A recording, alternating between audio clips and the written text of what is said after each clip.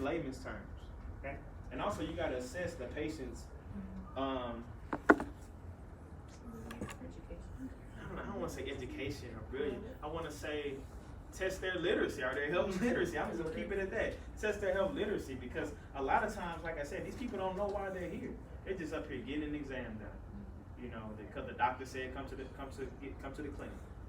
So that's where you kind of testing their literacy right there. So you know, you're educating the patient on the exam. So after that, now we're ready to conduct the exam. I done gave my instructions, told the patient go to the restroom, take off their shirt, put a gown on with the back open, come and lay down. Now we're ready to do it. Okay. So according to the institution requirements, you got to do the exam according to your protocol. Whatever protocol, wherever facility you at, you have to do the exam according to that. Okay? So maintain open communication with your patient, because you're going to be with a patient at least 30 minutes, guys. You're going to be with a patient at least that time. So it's awkward if you with somebody 30 minutes and nobody's talking or just super quiet. It's really awkward like that. So that's your time, you know, hey, you know, how's your day been? You know, you having a good day? Be careful the questions you ask, because they are at the hospital. So, you know, you don't want to, you know, I wouldn't be telling them about my vacation. I went to Dubai last week, you know what I mean, unless it comes up. You know, because also we're a county facility. You know, if you come in here and you too lavish, patients might think you better than them, you know, because this is a county facility. So it's just something to be aware. If you come in and you wear loud perfume, you know, everybody don't like that. You know, it may be too loud. People's noses are sensitive. So just something to be mindful of, all right? So now we're done with the exam, right? So after I'm done with the exam, now I gotta complete my sonographer's report. That's your second page right there, guys.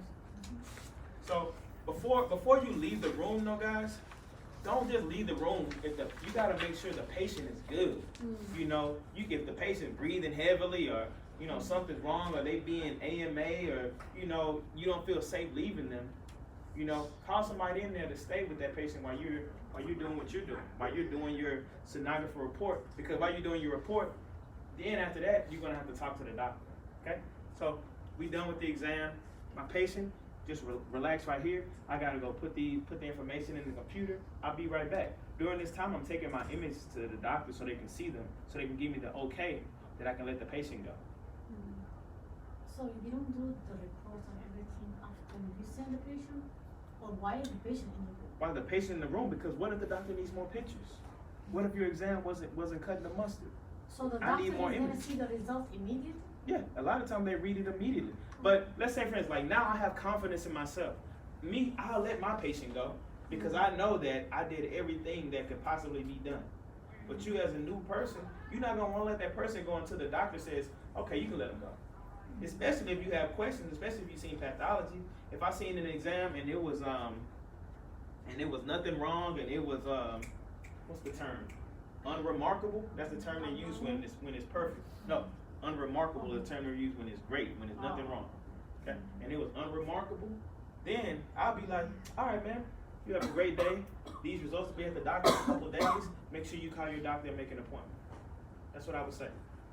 Okay, so the doctor that we talk about the radiologist. We only communicate with the radiologist. Okay. If something was wrong, I never communicate with the ordering physician. I get my radiologist to talk to the ordering physician.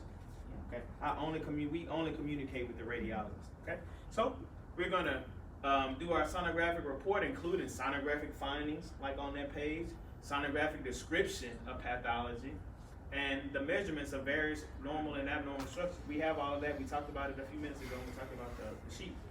Sonography report should not contain a diagnosis, guys. I added that. That's not on your slide, but it's in mine. It's in red, so it's important. All right. So after I did that, mind you, this patient's still in the room waiting on me. This one, remember I said I got to scan my papers in? I scanned my papers in. Now I'm ready to go talk to the radiologist. Okay? So sonographic interpretation with interpreting physician. The radiologist could be on site or they can be off site. Sometimes you got to call them on the phone. If you had been told no radiologist is there, you got to call them on the phone because they're all at Smith. If you're at LBJ, the radiologists work in the area that we work in. Okay? So if I need something right then, I go straight to them because they're right in my area. Okay?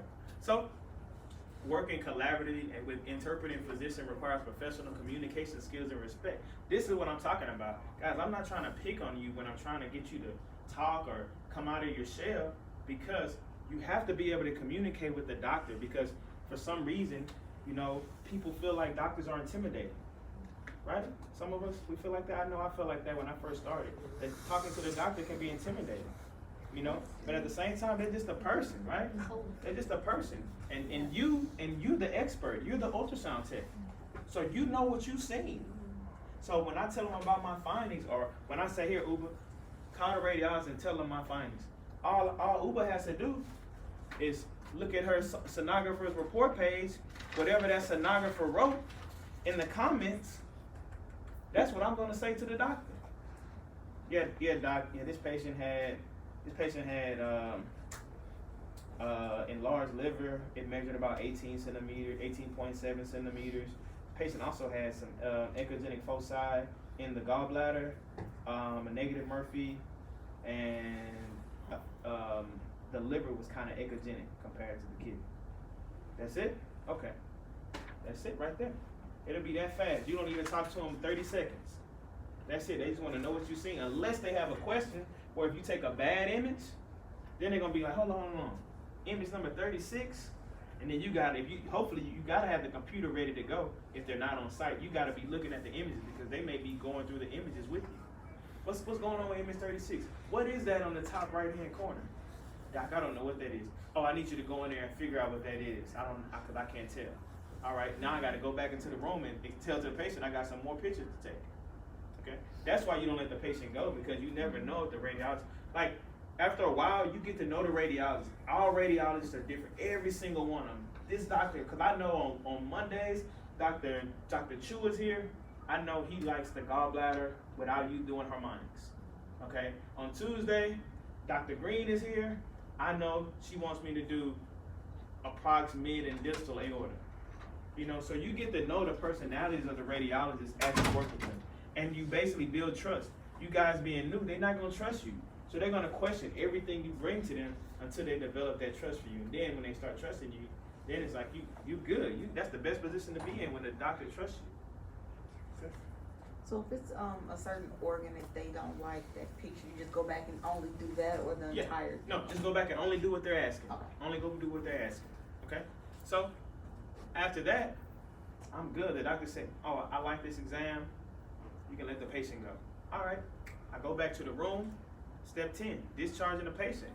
After the exam, just be respectful. Let your patient know. Be respectful, polite, and say thank you. All right, Ms. Norworthy, your exam is done. These results will be at the clinic in a couple of days or a few days. You just got to call a clinic and make an appointment to see your doctor, and he'll have your results for you. However you want to phrase that. You notice how I say the same thing every time. Every time, because I'm just so used to saying it. So I don't have to change it up. I don't want to be thinking about what I'm saying. I already know what I want to say. Okay? So I say it the same way. God, that's our 10 steps right there. From the requisition to discharging the patient. That's the whole exam. Then guess what? You do it again. You do it 10 more times that day. That's it. That's an ultrasound tech's life right there. You're walking in a circle. You walking in a circle. That's it right there, guys. So this, after the patient, the tech takes the exam, it must, the judge have to see the exam. They don't have to. Before you send the patient. They don't have to. If I have confidence in myself and what I'm doing, and I know that the doctor's not going to have any questions for me, I'm going to let the patient go. Because I may have a lot of patients waiting on me.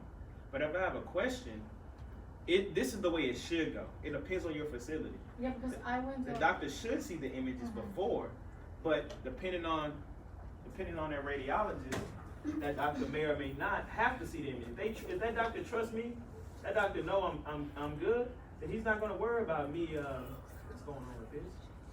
He's not going to worry about me doing that. Yeah, I guess it depends on... It depends on the facility you are. Yeah. It depends on your experience. It depends on the facility you work at. Yeah. Some facilities, for instance, what facility where I used to work at? When I worked at Methodist, every exam, the doctor had to come in there and back scan. Every single exam. So that's a lot of time wasted. After I've done the whole exam, the doctor want to come in there and take a look. That's wasting time.